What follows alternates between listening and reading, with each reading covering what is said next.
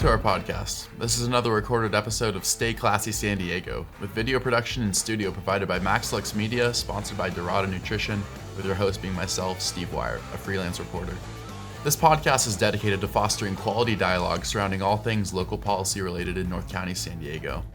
Join us weekly as we interview political leaders, analysts, professionals, and community members on issues ranging from homelessness to housing density to elections. So today we're doing a little bit of a different episode. We're having on Cody Menk, who was a contestant on The Bachelorette.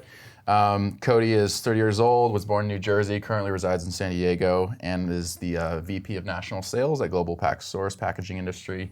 And he was on The Bachelorette season 17, was it 2021? Yep, about 2 years ago now. Yeah, and he was eliminated a few weeks into being there, but Cody was...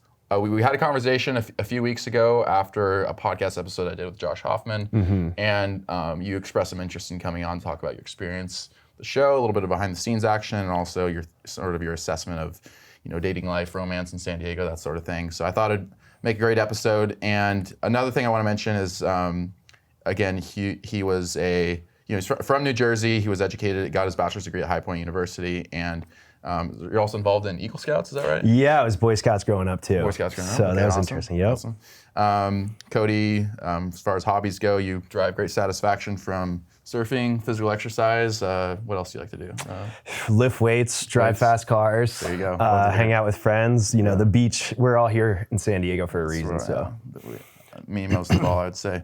I love it here. So I want to talk about San Diego, but first of all, about the show, I wanted to ask you just for people who aren't familiar, full disclosure, I don't watch the show that much. I tune in occasionally, but can you talk a little bit about your experience on the show, sort of how that came about, and then what led to your exit from the show? Yeah, so to start out, I had never watched the show before I went on. Okay. So it was a completely new thing for me. Starting when I graduated college, a bunch of the girls that I went to college with, they were like, Cody, you'd be perfect for this. They were diehard fans. So a few years went past, I had a girlfriend in New York City. I was living with her at the time. And we ended up breaking up, and that's how I came out to San Diego. And then I'm like, maybe this dream or a little fun going on TV, being a reality person could be something I could do. And then I saw other guys from San Diego doing it, and I'm like, if they're doing it, I can do it. So literally, I signed up. I get a call 2 months later from some producer in LA. And they're like, hey, is this Cody Menk? I'm like, yeah, who is this? Yeah. And I had no clue. And they're like, you signed up for The Bachelorette. I'm like, what? I totally had forgot about it at that point. So it was during COVID. We went through our rounds of interviewing. And fortunate enough, I got chosen. So end up going on the show. It has all these crazy, it's in the midst of COVID, when it was heavy. So I was getting tested 3 times a day, crazy stuff. So it was a super kind of bubble atmosphere. Yeah, really rigorous. Really, everyone was getting tested a bunch, masks on everybody but the contestants and Katie, who was the Bachelorette. So that's how I ended up getting on. So it was definitely an interesting experience because I thought it would be a lot tougher to get on the show. Sure. And then, you sign up once and you get a call 2 months later, and then next thing you know, 3 months later, you're on TV.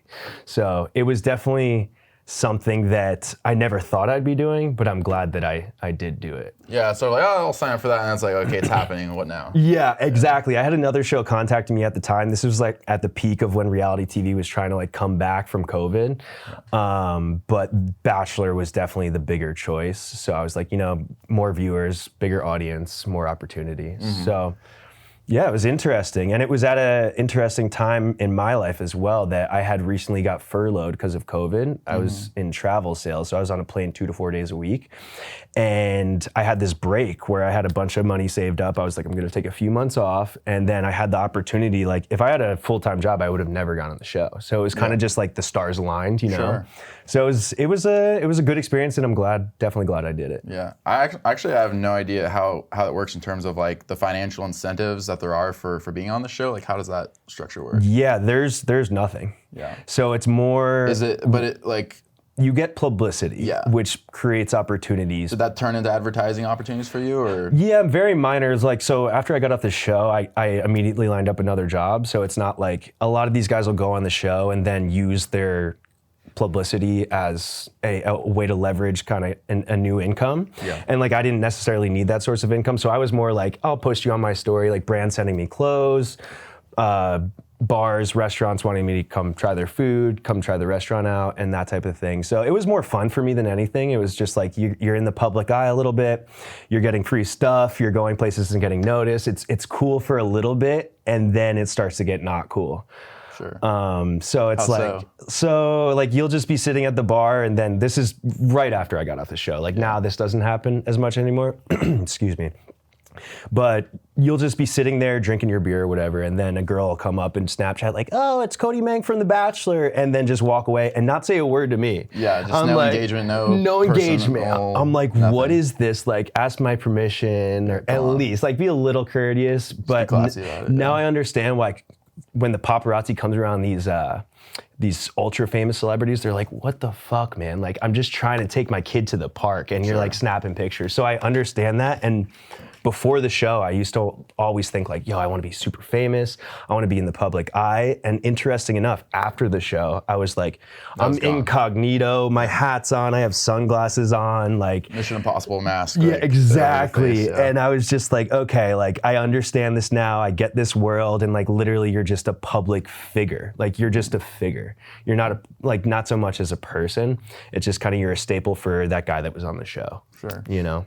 How would you, so this is kind of a broad question, but how would you sort of characterize your overall experience on the show in terms of like sort of living up to expectations, like your interaction with the other cast members, your interactions with Katie, the Bachelorette, and just sort of how that all played out, like sort of the positives and the negatives? Yeah, the positives were I made a lot of great friends through the show. Like the guys I was in the house with and the people that you click with, you kind of like stick together because I can't dive too deep here. I gotta be careful with what I say, but it was a positive experience overall. I'm glad I did it, but it was definitely very interesting. I would say with an experience, I'm not gonna say this experience, but an experience similar to this experience, I would equate it to almost fraternity hell week. So you do not have a lot of options as far as what you want to do. I'm trying to just deal with my verbiage here. I have to be careful.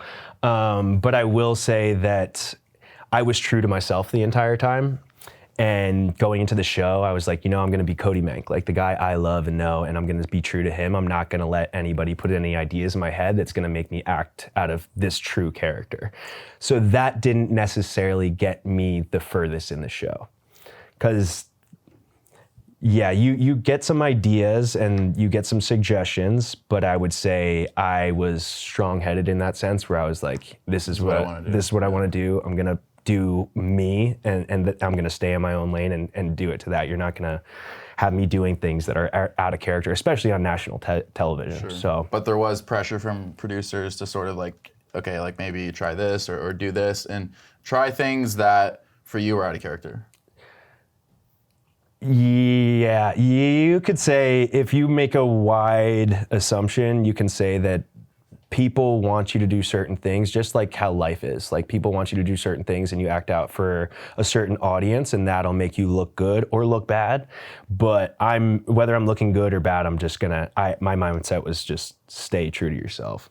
Yeah. And that's what I did. And that's, I believe, in my personal opinion, is why I was only on 3 episodes, is because I wasn't being super,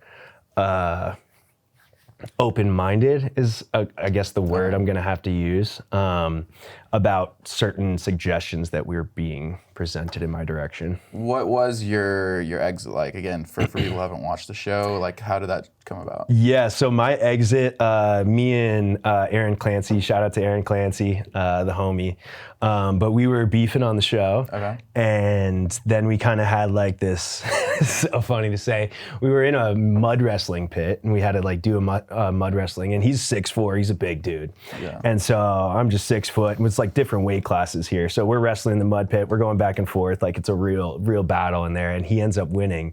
But after that, Katie like noticed that there was tension between us. So she took Aaron's side over mine, which is totally cool. And she sent me home separately. So like I was the first one, like there's rose eliminations where you go and get the roses. And then I was just sent home like after Katie and I had sat down and talked about it. Cause I guess I didn't seem apologetic enough, or like I wasn't even like about the incident. Yeah, I was like not attempting to really like cover my own ass. I was kind of just being real about it. And she's like, I don't think you're here for the right reasons. And I was like, yep. Okay. And then you get sent home, so. I'm curious, like, and I know that, again, there's things that you can and can't share, but like how, like that conversation you had with Katie, the conversations that you had with Aaron, like how organic are those conversations in terms of like people see what looks like a genuine conversation take place on TV, but like for you, like, did it feel scripted at all? Like, did you know it was coming? Like, how organic was that process? It's pretty organic. So everything's all, like, you do not like read lines, and I'm getting too deep, but everything comes from yourself. Like, you're not forced to say anything. You don't have lines. You don't have scripts. Like, maybe you'll go meet someone outside, but that's the extent of it. Like, hey, like, you should go talk to this person. So other than that, there's not too much other than suggestions being shot your way, but it's definitely not, there's certain parts that are like, you can tell by watching it, but there's other parts where it just happens naturally. So it's a 50-50 of the both. For the most part, is your assessment that like what people see on the show itself is a genuine reflection of how those people feel behind the scenes, or is there sort of a disconnect there? Well, I've always said, so I'll tell you my personal opinion. I've always said, if you're actually on that show for the right reasons, like to end up getting married to that chick at the end of however many weeks, then that's a red flag in itself. Like, I don't think anyone that goes on that show to actually get engaged is in the right mindset. Like, you're not gonna marry someone you just met after hanging with them for 6 weeks. So like, when people would call me out for not being there for the right reasons, I was like, duh, dude, like I'm the sane one here. Like if you guys are actually going on TV to get married to a girl, then that's the red flag. Like, I'm just here chilling, have a good time, and like, yeah, I got on TV for a few episodes, but like, I'm not gonna pretend like I'm head over heels for some random girl I just met. And did you feel like you were alone in that regard, or did you feel like other contestants, like maybe whether they said it or not, like sort of shared your position that the very premise of the show itself was sort of not like why they were there? I mean, you're mic'd up a lot of the time, so it's hard to have those types of conversations. But I would say that a lot of the guys on there know exactly what they're doing. Sure. And that's kind of as far as I can take that one. Sure. What was your like assessment of the show before and after being on, in terms of like, you know, you kind of talked about you wanted the publicity, you know, you wanted you were in your own mind, you wanted the fame, but when you went on and then your experience and then afterwards, like did your sort of thoughts on the show, your assessment of the show change, and if so, how? Right. So like I said, I had never watched it before, and I had never watched it after. The only episodes I've watched are my own that I've been on, which is selfish in a way, but like I'm not a big reality TV guy as it is. So before the show, I was like, oh, this is our opportunity to get in the spotlight. Like, maybe we can create some opportunities from this. Well, this will be our jumping off point. Like, that's my internal conversation with myself. And then once I got off the show and kind of explained to what I was telling you earlier about people just randomly coming up to you, or like just like saying DMs on Instagram about like how you're such a bad person for treating Katie that way, and they don't know you and they don't know her, so that you're like, where are these trolls coming from? But then, so after the show, I'm like, dude, if I'm getting this much criticism, because I had kind of like a nasty exit, they kind of made me look bad, which I'm cool with, but the publicity I got and the negative comments and feedback and people interacting with me in social media, I never had anything bad happen in person, like someone coming up and be like, you broke Katie's heart. But on social media, people are keyboard warriors, man. And they're a lot bolder. And I'm just like, they're a lot bolder. And I'm like, keep that same energy up, dude. But they never do. So at first I took it to heart. I was like, oh my God, these people actually don't like me. And then I'm like, wait, this is a Bachelor Nation fan base that's saying they don't like me. These are the people that are feeding into this type of show. So those are the type of people I don't really give a shit about. Like, I don't really care what anybody thinks about me, let alone people that are like super fans of some random reality TV show where people get married at the end of 10 weeks. Sure. Do you feel like that process of, okay, you know, you get all this like public criticism and then you sort of have to disconnect yourself from it? like, and say, like, I'm not gonna like let this affect me moving forward as who I am as a person? You feel like that kind of changed you, like having to shift mindsets like that? For sure. I mean, I'll be honest, when I first got off the show, it hadn't aired yet, and I still didn't have a job, still had a lot of money. So I was just partying my ass off. And it was kind of because I was like getting some of these negative feedbacks. I was like trying to escape it. Like it was like I couldn't escape it because social media, you're trapped anywhere. Whereas like I should have just took a social media break looking back on it. But I think that at the end of it, I realized that I needed to be clear with my own thoughts to process these other people's perspectives on me, because like you start to hear something enough and you maybe start to believe it. So internalize. Yeah, internalize it, think about yourself, look at yourself in the mirror, and then say, is this really who I am, or are these people just, DMing me just to try to upset me? And that's exactly what it was. Yeah. That's exactly what anything is, honestly. If people say negative comments on your IG or message you negative stuff, like people don't hate on people under them. People only hate on people that are doing better than them, is what I've gathered. So sure. If you had to do it all over again, I mean, do you feel like you'd still go on the show? I mean, is it sort of like experience like, man, like the negativity and just like your, less than ideal experience, like, I wouldn't do that, wouldn't want that, or are you sort of glad it happened? I'm glad it happened because it definitely made me grow as a person. Like it was a maturing process. Like I kind of like when I first got on the show, I had never watched it. I didn't really understand how it worked. That took me some learning as far as just the analytics and behind the scenes goes. And then when I got after the show, like just the number one, I got a ton of love, but at the same time, you get a ton of hate with the love. And it was just kind of isolating certain things and ignoring certain things. Like you're not gonna, if someone calls you like a dumb idiot, you're not gonna take that from someone you've never talked to in person. If my mom called me a dumb idiot, I take it to heart. Yeah. But like it just, the praise feels good, but the hate doesn't feel good. So you just have to take everything with a grain of salt, because you can let the praise get to your head and you can let the hate get to your head too. Yeah. Did you, as far as the relationships that you have, not with like these random people on Instagram who are DMing you, but as far as your real relationships in life, like with friends, with family, did that change at all? Was there any impact there? Like what? I'm curious to know like what people thought, who actually knew you, like thought about your experience on the show. Well, they thought when I came out of limo, I brought out a blow up doll. Yeah, and they're like, that. Dude, that is so you. Like, thanks for being true to yourself. Like, that's sick, dude. Like, it's just a typical me thing to do. Sure.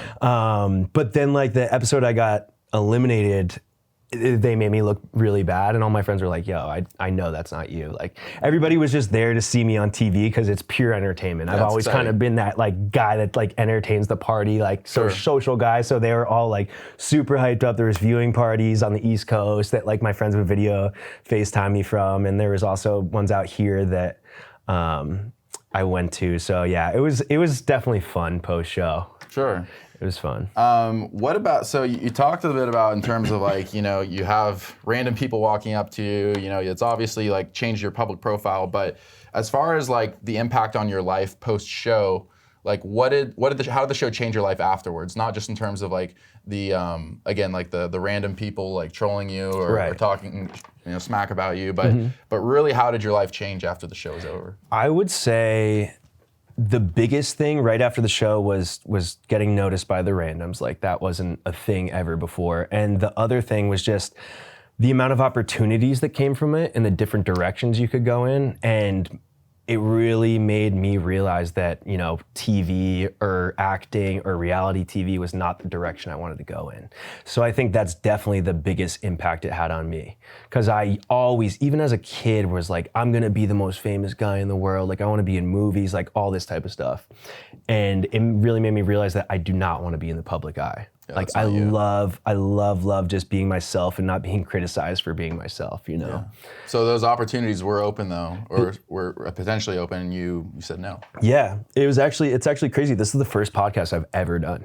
Okay. And I had so many, as you can imagine, so many opportunities right after the show, but I was not in the headspace because I was getting hated on and people were loving me. I didn't really know what I was thinking myself. It was just really confusing. Like I had to process a lot. Chaotic. Yeah, it was chaotic. Like there was so much going on, so many people contacting you, so many like request DMs, like it's just flooded with stuff. So you're like, what do I process? What do I take into consideration and what don't I? And I realized that, now I can hop on a podcast because I know my path and I know my lane.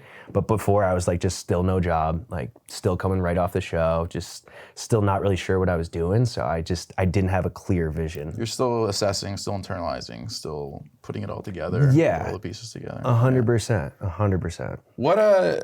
So this is one of those questions, and we talked about this before the show, but there's certain things that you can and sort of can't share about the show. But I'm really curious to know, and I think a lot of people are too, in terms of like you see these like beefs on the show, or like, oh, this guy doesn't like this guy, or this girl doesn't like this girl, or like how much of that in your assessment, again, to what you can share, is sort of like real and legitimate versus like manufactured by producers, by directors for audience engagement? Is it like the kind of thing where it's like totally organic, or is it like some of this is sort of stirred up, or like how do those things come about? There's a decent amount that's stirred up. Yeah. So there is definitely authenticity to the beefs on the show, and I that's probably as far as I can go. Sure. And as far as like the romance on screen, like that kind of drama, I mean, like, is that played up as well? Like, can you speak to that? Like they never tell you have to do something. You can always say no. So what you see on screen is actually what's happening. It's not like you guys have to kiss now. It's never like that. So everything you see on screen is definitely taking place in real time. Yeah. What about? I mean, so. How many years has the show been running now? It's like, man, a couple decades? Yeah, I mean, Bachelor is almost on like season 26. Shout out to my other Aaron. He was just on the last Bachelorette, and he did really good. So I don't know. It's been around a while. I am feeling it dying though. Like I'm just seeing like from past contestants and the following that they got, compared to now, is just not nearly the same. I think when they got rid of Chris Hansen, the show went down the chutes, to be honest. Okay. Chris Hansen, in my opinion, was the glue that kept the whole thing together. Yeah, he's great. Yeah, he's great. He's a great guy, and they canceled him for, in my opinion, no reason, for sticking up for cancel culture with that, which I don't believe in either. So what I was gonna ask you is, the show's been around a long time, and losing my train of thought here. Basically, like, if you have people who come on the show, they don't like, they're nobodies before, or they're somebody, but like they have, you say like, oh, there's a girl, there's a guy who you're competing for. Like the assessment I got from you was that you feel like the very premise of the show itself is kind of bullshit, because like there's no way after a few weeks that you're gonna actually want to date or marry somebody who you just met, much less marry somebody you just met, be engaged to them. Yeah. So when those proposals do happen at the end, like, I mean, in your opinion, is that just like complete horseshit, or like what, is there like any like substance to that, or like, just be honest, like what's your opinion of people who are actually kind of in this for the romance part of it? I think it's an interesting percentage of both sides. I think that there is some people that really do fall in love. Like, this process really does work for some people. And then I think there's the other side of it where they're just complete frauds and they're doing it for the clout. So, which I don't have a problem with either side. I don't know what I would have done either. But I think there's a fair share of both sides there. Yeah. Definitely. Well, I'm curious, let's explore that hypothetical for just a second. Like, let's say you had made it like to one of the final rounds or whatever. In that situation, I mean, you explained you were very honest and transparent about the fact that you weren't on there to find like true love or whatever, but like, how do you think that would have played out with you in that situation? Like, if you have any idea of how you would have handled that? Well, I'll tell you, Katie, is not my type. Okay. Both looks and personality. I think she's a great person. But like in San Diego, I wouldn't look twice at a girl like Katie. No offense to her, that's just my preference, right? So if it was in my specific situation with Katie, I would have never gotten down on one knee. Yeah. And I would never propose to anybody unless I'm 100% authentic about it, whether I'm getting millions of followers or millions of brand deals or anything. I'm not gonna make myself look dumb and then a year later break off the engagement and then be in a shitstorm of worse stuff. Sure. What about outside of the show? Like I want to talk about your sort of life outside the show for a second. So, before the show, after the show, sort of how has your dating life sort of evolved over time in terms of like, maybe talk about like other relationships you've had, other dating relationships you've had, and like sort of the legitimate romance side of things for you? All right, so that's really interesting. So I've been out here about coming up on 5 years. Yeah. And I've had 3 ex-girlfriends out here so far. And I don't have a bad word to say about any of them. They've all taught me different things. They've all helped me level up in some way. They've all helped me mature in some way. But the funny thing is, the first 2 girlfriends actually ended up going on other reality TV shows. Not Bachelor, but other ones. No, okay. Other ones. And I'm not going to say which ones they are. I'm not going to mention any names in this. That's fine. But nothing but good things to say about all 3 of them. The most recent one actually helped me out the most, I would say. Like, helped me as far as, like, I just turned 30. I'm growing up. Time to be a man. Time to, redo your apartment. Time to, grow up a little bit. Let's go to dinners instead of going out to the club. So She taught me a lot. And I don't know if I'd even consider her an ex-girlfriend because we only dated for a couple months, but it was an interesting couple of months, but it was super peculiar to me that both of the 2 exes before ended up going on reality TV shows after dating me. I'm assuming that all 3 of these people knew, or what was the timeline? Like, so have you had a 1 or 2 girlfriends since your exit from the show, or what was the timeline like? So one was before the show, and I told her, like, hey, like, I gave her the wrong show. Like, I didn't want her to sabotage anything because, like, I couldn't really tell her vibe. So one was before the show, and then after I got off the show is when she went on a show. The other one was post-show. She had actually already filmed her show. It just hadn't come out yet. And the most recent one is she hasn't been on any shows. So the one post-show, I'm assuming you told her about your experience on the show. Yeah. And like, I'm curious how that was received. I mean, it made her end up on reality TV, so I guess it was in a positive way. Yeah. She didn't want to see me fighting over a girl, but she knew kind of the reality of what the show is actually like. Yeah, I'm just trying to get a sense of, like, sort of how it impacted your personal relationships, but also before the show or after the show, have you ever dated anyone else who was sort of famous or in the limelight? Okay, so this is an interesting topic because I would say before the show was when I dated someone that is now very famous. And I'm not going to say her name, but you can look up her podcast, Call Her Daddy, and then you can look up what high school she went to, and then you can see that we both went to the same boarding school in New Jersey. So I won't say any names, but if you want to do your research, you can do your research. But yeah, that was way before she was any relatively famous. She was just playing soccer at the time, and I was just playing lacrosse. And then now— This was high school, really? This was high school, and now she's ultra, ultra famous. And I'm like, just this 3-episode reality TV guy. So it's cool. It's cool to see people evolve in that way, because, like, I always thought she was going to be like on the U.S. soccer team. She was super good at soccer, and then she went the complete opposite direction. But you see, like, she dated people in sports and stuff. So it's a cool— I'm proud of her for what she's done, for sure. Did you ever keep in touch after that, or no? No, she actually blocked me on Instagram because, like, I got to college and then she started to pop off. I forget which year. And then I started to tell my buddies, and I was like, yo, like, this girl, I used to see her in high school, bro. And they're like, get out of here. No way, dude. And I was like, watch this. I'll DM her right now. I was like, remember that time, like, we dated in high school? And then bang, blocked. She blocked me right away, dude. No Ever since then, haven't heard a word, and I don't care, man. She's doing great. Good for her. But it's really funny how that works, because, like, you know, she started dating a Mets player and all this stuff. She's like, I don't want to deal with some guy from high school. Like, get him out of here. Just block right away. So I thought it was kind of funny, to be honest. Yeah. What about, okay, so this is, you come from Jersey, and so you've been here 5 years now? Almost 5, Almost 5.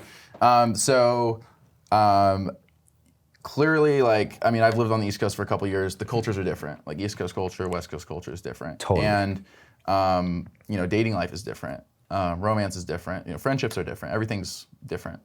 And I'm curious to know about, like, your thoughts about sort of the state of dating life in San Diego, coming from an East Coast background, you know, having dated here yourself, having had, you know, girlfriends here yourself, and sort of what's been better, what's been worse, and your sort of reflections on that. Hey there, San Diego. If you're on the hunt for a way to enhance your health, I have a great recommendation for you. Dorado Nutrition is a company that's all about helping people live their best lives through top-notch American-made supplements. Their expert team has crafted products to support a variety of health needs, from weight management to muscle building and more.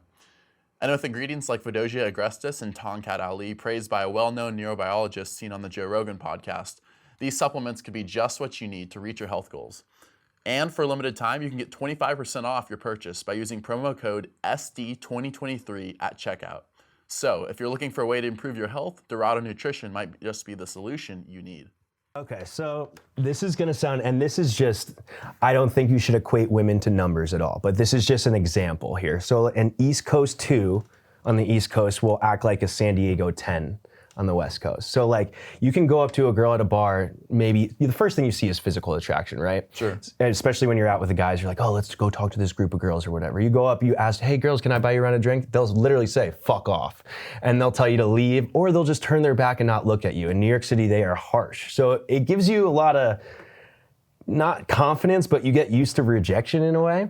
And you mean on the East Coast? On the East Coast. And these girls don't have to be the most attractive girls either. Like the quality of beauty out here, in my opinion, is way higher than the quality of beauty on the East Coast, because you're outside all the time, you're doing active stuff, and people move here. Sporty town. Yeah, they move here for the lifestyle, like both of us probably did. So people are a lot nicer out here, but the thing is seeing past that facade, and when you start dating someone, is this the real them? Is this who they actually are? Are they just saying all these things to like fluff me up, be a yes man, kind of get me to fall in love with them, and then next thing I know, like I'm in a bad relationship? So you have to think about it. The East Coast from New York, New Jersey to San Diego is almost 3,000 miles. There's countries on the East Coast that are closer than going to San Diego. Like you could go up to Canada, you could go down to the Bahamas, and those are major cultural differences. So I understand like there's a major cultural difference, even with friendships. Like a lot of people out here will be your yes man, and they'll make you feel good. And people, when I first moved out here, and even sometimes now too, they'll love me or hate me, because I'm super real and I'm super honest. So the people that like the honest feedback will be in my circle, but the people that just want to be made to feel good will not like it at all. Because you know, a lot of people out here just want to be like, you're doing great, you're doing so good, even when you're not. And I'm the type of person that like the people around me, I want them to grow, I want myself to grow, and I want to grow together. And this includes girlfriends too. Like whenever I have a girlfriend, I immediately start working harder because I want to provide for that girl. Sure. So it's a motivator. And you've heard a ton of these big businessmen that like, your business increased by 200% once you got engaged to your wife or whatever. It's like they project you in a positive sense. And I like to weed it out because I'm a love-or-hate type of guy. So if you hate me, good, you're not gonna have the same values and morals as me. But if you love me, like I'm taking you under my wing the whole entire way. Like sure. I got you. And I think that type of mentality of loyalty, respect, and morals comes from being raised on the East Coast, because we were super real. And if you had a problem with somebody, you told them that you had a problem with them. You don't talk to everybody but the person you have a problem with, like people do out here. Sure. You go out back, you fight it out, and then you drink a beer together and you're boys again. That's how it works. And it like takes 10 minutes. Out here, it could take 3 weeks to resolve a problem because you're beating around the bush the entire time. Nobody wants confrontation. Lack of transparency. Lack of transparency. And I'm a super transparent guy. So that's why some people will be like, he's an asshole. No, I'm just telling you the truth, and you don't want to hear the truth.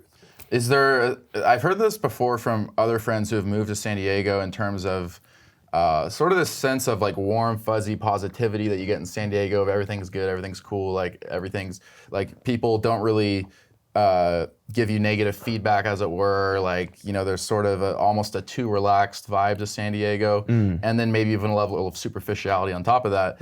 And it sounds like that's sort of what you've experienced in terms of the transparency difference. 100%, and I've seen that in my dating life too, is that I need someone that I know is going to be being honest with me 100% of the time. I don't want someone that's like, if it's a sticky situation, they may lie just because they're uncomfortable, you know? Yeah. And I think that that's one of the main things, is that just honesty out here and not beating around the bush. It's tough to, I find myself gravitating towards more East Coast people, funny enough, that live out here, because there's a ton of East Coast transplants. But I do love the California vibe. Like when I came out here and I saw a guy, so I'm from New Jersey, right? Yeah.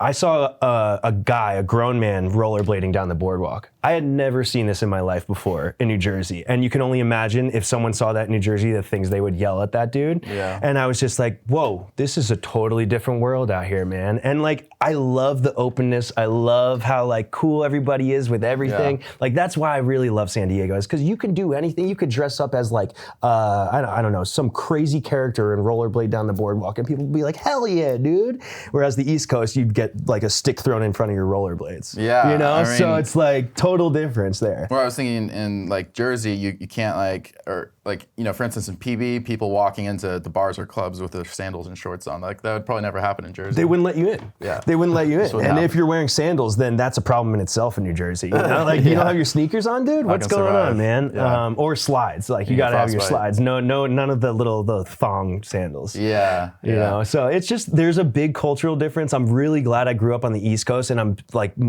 I moved out here knowing 0 people, and I've created such a great network.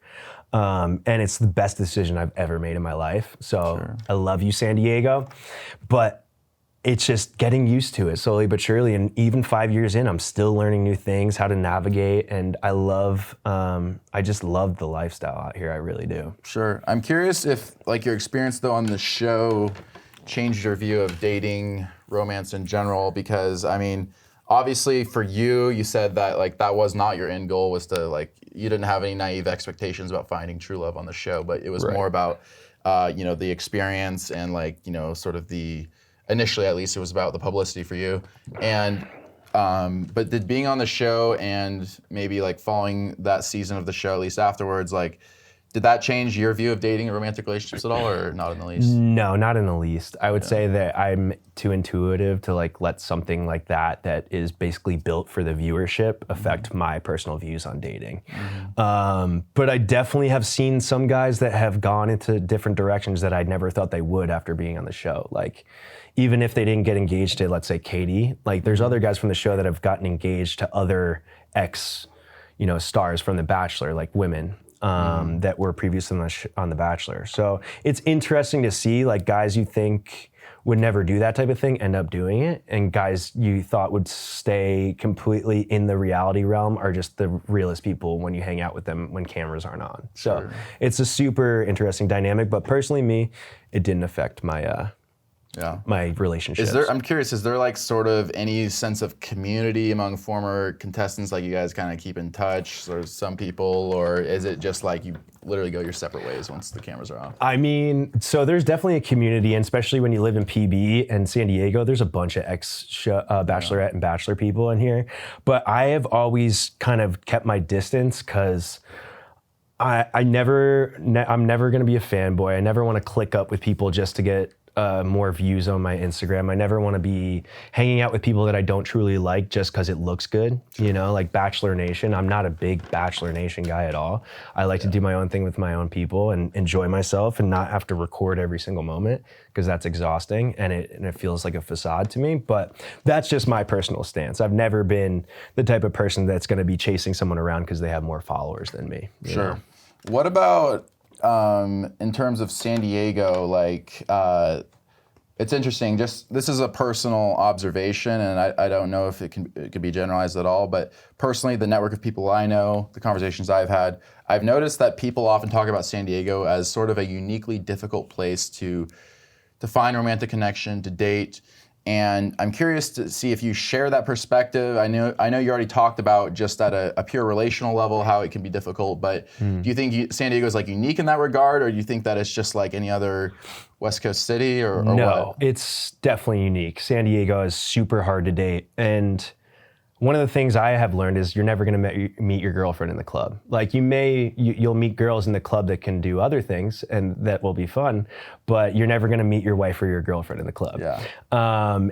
And that's personally my opinion because I probably have met my three ex-girlfriends in the club. Mm-hmm. So none of those were wifey material, obviously. I will meet more quality people going on a walk on the boardwalk and like just someone stopping me because of my dog or just a friendly conversation. Sure. And then that'll turn into a Sunday filled with surfing, acro yoga, going to Kate sessions. And I'm like, holy shit, these people have a whole new life that I didn't know existed. Like, because I'm so used to like going out, getting bottles at the club, like partying, like waking up on Sunday feeling like death. Like these people like live their lives in a whole different way that's way more San Diego kind of focused, because we have so much to offer here as far as than, I mean, the party scene's huge, but there's so much out of that. Yeah. And it took me till literally this year of living here to realize, like, yo, I've done it. I've had fun in the party scene, but now I'm ready to like follow these different experiences and feel wholesome about things that I'm doing, and not wake up feeling shitty and spend a ton of money and having regret. Like, I'm over that now. Like, I've done it. Do you feel like it's stronger in San Diego than other places in terms of like the pull for people maybe in their 20s, that sort of era, to be like sucked into, you know, the party scene excessively? I definitely do. It's so easy. There's something going on every single night in San Diego. And then it becomes kind of what I realized in the past couple of years. It's almost like a costume party when you go out. Like, people put on these crazy fits, like they're doing these crazy superficial things, like getting bottles, having signs, and it's cool, and I love that. It's awesome. But it almost feels like Halloween in a sense to me. Like, there's just you're bringing out your character.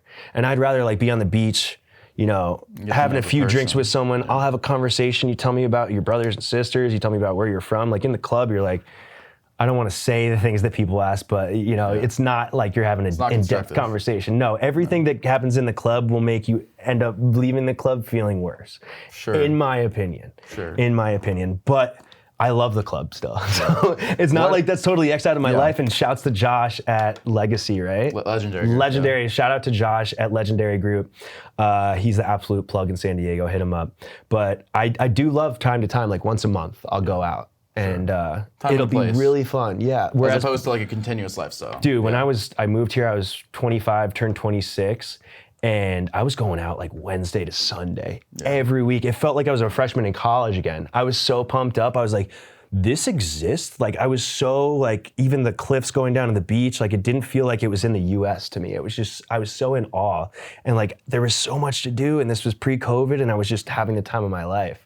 So I've done a ton of it. And now I'm just ready to kind of pull back the cards a bit and live more of a chill lifestyle and just stay in my own lane. It seems like what I'm hearing from you is like, in terms of like sort of the, I guess, advice that you have to other men in their 20s is not so much about like, oh, just like avoid partying at all costs, but it's more of like, you know, enjoy yourself, have fun, you know, make those memories, but don't expect to find necessarily like a true like romantic connection in that kind of setting. Yeah, I'd say that exactly. And like, yeah, clubs are fun for one night stands. I'll say that and be honest. Like, that's definitely a thing that happens. But you have to pick and choose. Like that's not gonna, at a certain point, that's not gonna fulfill you. Like, one night stands are not fun for very long. But I will say that it's a good thing to go out to the clubs every now and then, show face, have fun, let loose. Like, I haven't been out in 3 weeks, coming up on almost 4 weeks, and I feel so good. I've been crushing it in the gym, crushing it at work, all this stuff. And I think that has a lot to do with me not going out as much. And again, this is my personal opinion and my personal life, but I think that if you pick and choose your battles, like if there's a sick Dom Dolla concert, go. Have a good time, drink as much as you want, have fun. But, you know, wake up on Sunday, maybe hit the sauna, then restart your week and get your ass back in gear. And that's rewarding for me now, whereas I am 30 now. So maybe my 25-year-old self would be like, yeah, that's the shit I want to do when I'm 30. He'd be like, no, I want to pop bottles next to Wiz Khalifa in the club, you know? Yeah. So. As one does. But I want to ask, like, as far as like, you know, people like yourself who didn't grow up in San Diego, maybe, you know, who have moved here, because I know personally a lot of people like this, people who, you know, have moved to San Diego recently and maybe in the last couple of years. I mean, I moved to San Diego a couple of years ago, and it's like, for people who are, like, let's say, you know, someone's like single and, you know, looking for genuine connection, and it sounds like what I'm hearing from you is like, you know, obviously don't expect that in the club, but what's your genuine advice for someone who's in that position in terms of like the spaces and settings in which you find, I would say, not even just romantic connection, but like genuine connection in San Diego? I love this question. This is such a great question, because you get so programmed to meet people in the club, and those people become your friend group, and then you guys continue to do the same thing, right? If you like to party, at least that's what happened to me. And I have noticed that I have to step out of my comfort zone in order to meet the people that will truly satisfy, the new sort of values and needs I have in my life. So whether that's going and paddling out on a surfboard by yourself at Tourmaline and meeting some dudes out there, or whether that's going for a walk on the boardwalk alone. Some people hate doing stuff alone, just getting out there and being in the community. It's more about doing the stuff that you wouldn't normally do, but that you're interested in. So if you like to hike, go for a hike. You'll meet other hikers. That'll introduce you to more hikers. Then that'll introduce you to people that paraglide. It's the snowball effect, where it's the same in the club too. You meet the security at the front door, then you meet the promoter, then you meet the DJ, then you meet the owner. It's just whatever you want to be doing, throw yourself in that atmosphere is my advice. Sure. What about for yourself personally? I mean, now 2 years out from the show, and you have a good amount of publicity. You have a reputation, and you're doing well in San Diego. But for you yourself, because I feel like people can learn from seeing even a single person's story. What is what you sort of look for in terms of let's talk romantic partner, that kind of thing. You're single now, correct? So what are you looking for in terms of a partner and sort of just the takeaway from that? Yeah, so that's a really good question, because like I said, with my past 3 relationships, I have not a bad word to say, but they have definitely taught me what I don't want. Sure. So I want someone, and I'm 30 now. My main goal in life, I've done pretty much everything that I've wanted to do. Now I want to start a family. So I'm not just dating to date anymore. And I'm not saying I need to have babies tomorrow, but I'm dating to see if this person's going to be a good wife, a good mother. So I need to see they're nurturing, responsible, have their own shit together, not rely on me to get their shit together. Where I'm there to help every step of the way, but I can't fix your life for you and then set you free. That's not where I'm at in my life. I've done that before. But I'm just really looking for a strong character that holds true to themselves and isn't so caught up in the social scene that they're lost, with what's real and what's fake. So I'm really just looking for an authentic woman that's going to be a good mom and a good wife. Sure. Another question I had is just in terms, you talked about the transparency aspect, difference between East Coast and West Coast in terms of people being more blunt, more straight to the point.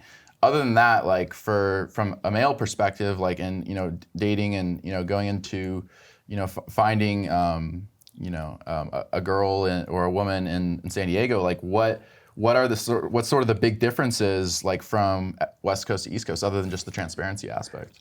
As far as dating goes? Yeah, as far as from a male perspective, dating in San Diego. Yeah, I would say that there's definitely a lot more beauty out here. Everybody's attractive in San Diego, so that creates a problem in itself. If everyone's attractive, why do you want to get locked down to one person? And this goes for males and females. Yeah. Abundance mentality. Yeah, there's you're always kind of going to be guessing unless you train your mind. Oh my God, there's going to be the next hottest girl walking down the boardwalk that's going to be my future wife. But if I stay with this person, I'll never get to discover that person. So there's a lot of that Peter Pan mentality where no one ever really grows up type of thing, and everybody's just kind of fucking each other, to be honest, because everybody is good looking and everybody's at the beach and everybody's in good shape. So it's you'll be able to see through. If a girl sleeps with me on the first date, she'll never be my girlfriend. So that's a little test that I won't tell them, and it's kind of a win-win for me. And I know that doesn't sound great, but it's a test that I'll tell that I have, and I'm sad I'm letting my secret out. But if you sleep with me on the first date, then that's definitely not going to be the mother of my children. Yeah. And what about so you from the male perspective? So you talked about how girl, if you find a girl in San Diego and you're looking for a genuine connection, but if do you feel like she also, women in San Diego also sort of share that abundance mentality towards men? Does it go both ways? 100%. Yeah. Both sides equally as attractive. And is that problematic? 100% as well. Yeah. It's always kind of, everybody's a little bit peeking around the corner. What's next? What else is out there? And I think social media plays a role in that as well. I wanted to ask you about that. Have access to anybody. Whereas before you break up with your girlfriend, before social media, you never see her again. You get the fuck over it and you're good to go. Whereas now she's posting texting with your friend. She's turning up in the club with dudes at some old guy's table, popping bottles, like, and that's in your face. You're getting fed that, and it creates kind of this animosity towards breakups now, I feel like, where it's almost a competition, like who can have the most fun life after, or like look the best on social media. But like, look at me now kind of thing. Yeah, look at me now, like I leveled up. No, you didn't. You're in the same place doing the same thing. But it's a jealousy tactic. But sure. I do think it goes the same for guys and girls. Like, San Diego's a wonderful place, and the people are great too. And it just, it creates a hard situation where you actually want to concrete, settle down, actually wife somebody up, or make someone your boyfriend, when there's so much else out there. And I get the wandering mind is just a natural human trait, but I also— sort of amplified here. It's amplified here. Like in New Jersey, there's not that many options. That's why you see guys in Montana getting married at 18 to their high school sweetheart, because you're not gonna see another girl for 20 miles. Here, you walk 2 blocks, you see 15 beautiful women. Yeah. So it's different in that sense. Do you feel like that, and also coupled with beyond San Diego, just social media in terms of, we live in a time now where, you can post a picture on social media, attractive person's post a picture, and then, by that night they have like 15 people in their DMs, like, saying, hey, we should hang out kind of thing. Yeah. Do you feel like that element of social media, and I'm not trying to make this a leading question, I genuinely want to know what you think, like, does that create a sense of narcissism in people Yes. in terms of dating? Yes.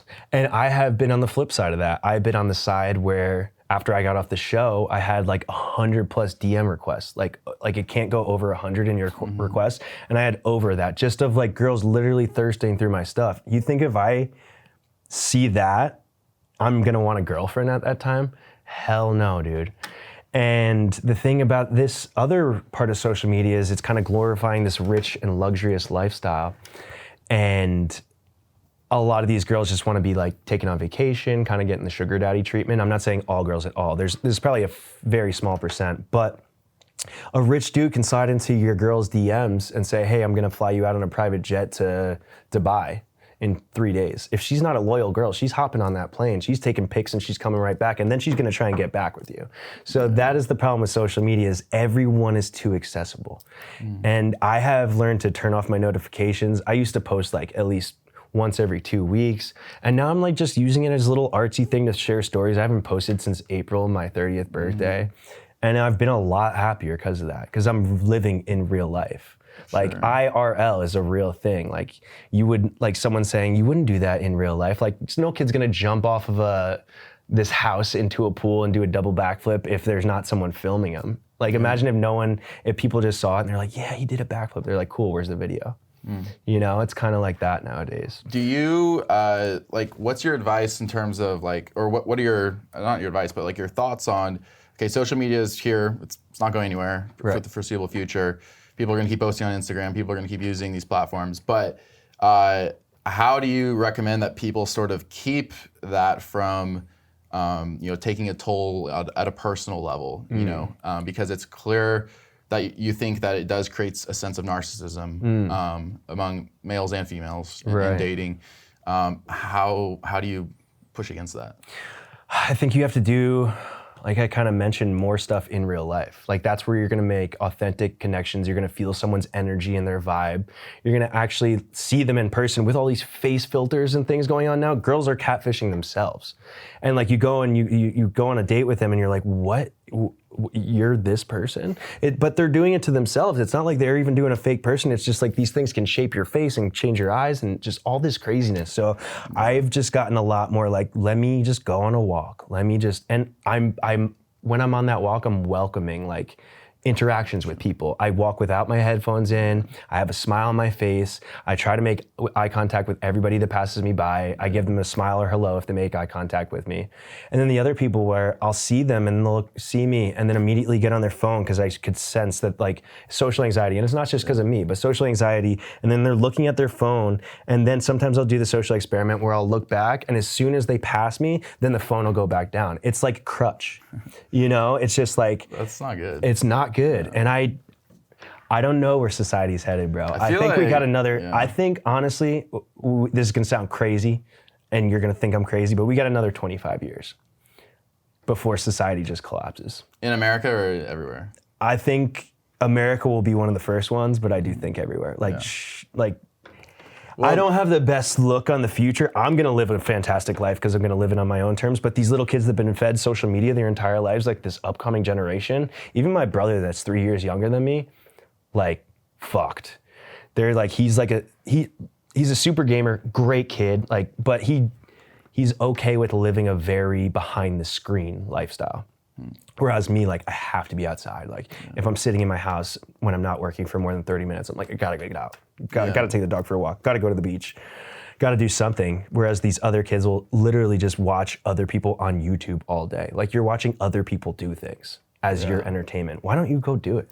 Yeah. You know? Yeah. Well, it seems like we're almost living in this sort of like dystopian future now where, like, I mean, you go to like any kind of waiting room, for instance, and everybody's on their phone, no one's talking to each other. Nothing. What's the Disney movie about the robot that comes back to Earth and he's what's his name? But you know what I'm talking about? The rusty little robot? Yeah, the little robot, he comes back, Earth's been abandoned, and somebody's gonna have to like let us know what movie that is. But basically there's a scene in that movie where it's like you have all the humans that escaped, Earth, and they're all in a spaceship, and they're all, they're overweight. They're all just interacting on their screens. Like they don't even know they have a swimming pool in the spaceship. Like they're just living this like life completely virtually. And it seems like yeah, that's not so far away. No, like you saw this meta thing come up that this created this false sense of reality. Oh, there we go. Wall-E. We got Wall-E. Thanks, guys. Yeah, that's it.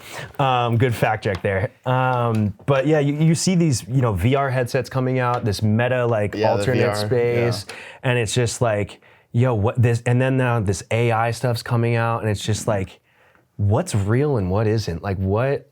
Unless I am walking and seeing it with my own two eyes, I don't believe anything I see on the internet. We didn't even get into like the use of AI with like dating apps and stuff, and how now like it's even harder to tell if you're talking to somebody because you can have AI like curate specific messages to the person's profile. I didn't know that. Yeah, so what, I get advertisements for it. So like, it'll say, if you're still talking to girls on Tinder, like you're a fool, you should be using AI to send the messages for you. Like it'll write the messages and generate them for you and make them super witty and stuff. And that seems immensely problematic from the standpoint of like genuine connection. And online dating, we don't even have time to get into that, but that's a whole nother specter. But it's like, that seems problematic that you're getting to a point now where these messages can be completely auto-generated and there's no interaction at all. The other thing I would like to say to you is that like, look at some of these, have you heard the AI songs? Like I heard there's a few Post Malone AI songs that sound exactly like him. They're catchy as hell. And he was saying like, he's like, dude, like people aren't gonna know who's making the music, what's AI, what's not. These AI generated people that look exactly like actors on the TV now. It's crazy, bro. And it's just so mind blowing because I feel like it came out of nowhere too. Yeah. And that was the craziest part. Yeah, you watch like a YouTube video and they can make Joe Biden say anything. Right? Yeah, dude. And you get these dude, I saw that video. Yeah. I don't think he could do that in real life, but he did it on AI. So yeah, it's just an interesting direction we're headed in overall. I am concerned a little bit. I'm not concerned for myself because I know, but I'm concerned for the younger generations that all that they've been fed is a screen. Yeah. Where I'm not gonna give my kid, I'm saying this now, and he's probably gonna play this video when he's 13 years old, but I don't wanna give my kid a phone until he's a teenager. And that's probably gonna be so far out of the norm by the time I have kids and they become that age. Like kids are gonna get phones at 3, just for like tracking purposes or whatever for their parents. I got a smartphone until I was 16. Exactly. My first phone didn't have a camera. I had like a replaceable like little screen I could put on. I had like it was a flip phone? Yeah, the flip phone, and I had a Jordan logo on it. Okay. And I only got it because I was going to private school and I had to call my parents like when I was headed home on the bus. Sure. So it was interesting, but I feel like when you're talking about you made that comment earlier about like 25 years left in society, you're not necessarily talking about like an apocalypse, but what you're talking about is in terms of like sort of the collapse of institutional morals, the collapse of institutions that people trust in, the collapse of like social connection. Yeah, there's gonna be, I'm really worried for people. Like even I see now that after the pandemic, we've shifted in my business to strictly almost probably 70% Zoom calls. Nobody wants to meet in person anymore in my industry. Just number one, because it's so convenient to just sit in front of your computer and have a meeting that way. But number two, they don't want to have the inconvenience of you coming in there and putting the pressure on them in person and you trying to close a deal in person. Like if I can close anybody on a deal in person. Over Zoom, it's a totally different story. You have that screen buffer, you have the delay, you could be glitching, you don't have the energy in the room, you haven't shaken hands, you haven't probably even met that person in real life. So it's an interesting just dynamic of it's going business, social life, it's just everywhere now. So. Not that I don't hate on it. I think it can be positive in many ways, but I am concerned. I wish it would stop right here. That's what I think would be best for humanity and our society. One last thing I wanted to ask you before we go is, you've already talked a little bit about just your sort of advice to people seeking romantic connection in this city, in this day and age, and like what, do you just have any sort of final takeaways, final thoughts about, people again who, they aren't looking for the superficial, club experience over. They're looking for that genuine connection. They're in a place where they're looking for someone to take seriously. Like, sort of final parting thoughts on like how to do that now. Yeah. Like in the time we're in. Don't ever chase after that person. Focus on yourself. Make yourself grow, level up, and you will attract that type of person. Once you start chasing, you're already done. But once you start focusing on yourself, putting all your energy into leveling up in your business, leveling up with your health, leveling up with your social circle, that's when you have that person fall into your lap. When I met my last ex, I was dating crazy. Like going on dates, trying to meet a person, actually generally trying to meet my person. And then I stopped doing that. I was like, I can't do this. Like these dates are costing me $150 every time I go out. This is a waste of time. No one's a quality person. And then when I stopped looking and I just really focused on myself, boom, I met her on my birthday. So it's just a really interesting dynamic, and I think that you will attract the type of person that you want once you're at that level. Sick people attract sick people. So I think that if you are gonna find your person that you truly want, you have to be at that level first. Sure, you gotta be aligned in that way. 100%, because no girl's gonna see a guy that's not doing as well as her and want that as her husband. No. And that's not just talking finances, that's just talking, everyday life. Like quality of life. Quality of life. If you're a negative person or you're always talking down, where like as if you wake up and say, today's gonna be a great day, we're gonna crush it, we're gonna go to work, we're gonna go to the beach, and just like having your outlook on life almost, like your attitude. And just, it's kind of hard to put a pin on exactly what it is, but I would just say your overall aura as a person, you have to bring that up in order to find the person that's the same caliber as your aura. Sure. Well, we should do this all day, but we do have to stop there. I really appreciate you coming on. This is sort of different, again, from what we normally do here. We started out this show last year with politicians, and now we're talking about romance in San Diego. Yeah, so it's cool. I love the variety that we bring here. And, I do want to add also to listeners that next month, actually, we're going to be going on KCBQ. We're going to be recording Saturdays 9 to 10 a.m. on 96.1 FM and 1170 AM. So that's sort of a shift we're going to be doing. But other than that, Cody, I really appreciate you doing this. Really, thanks for coming on again. I'd love to do a part 2. Maybe we, if you can, maybe bring a former contestant or something, I could do something that. like that. We can make that happen. But yeah, let's do it again. It'd be fun to cross debate, cross debate, yeah. Cross debate, see their view compared to my view. Yeah, different perspective. Somebody, you talked about like the other side who was seeking true romance or whatever, like get their take as well. It'll be great. I'm excited, man. Let's do it. All right, awesome. All right, guys, thanks. That's a wrap. Thank you. This has been another recorded episode of Stay Classy San Diego with your host, Steve Wire. Thanks again to our sponsors, MaxLux Media at maxluxmedia.com and Dorado Nutrition at doradonutrition.com. And thanks to all of our listeners for tuning into the show. See you next time. Stay classy, San Diego.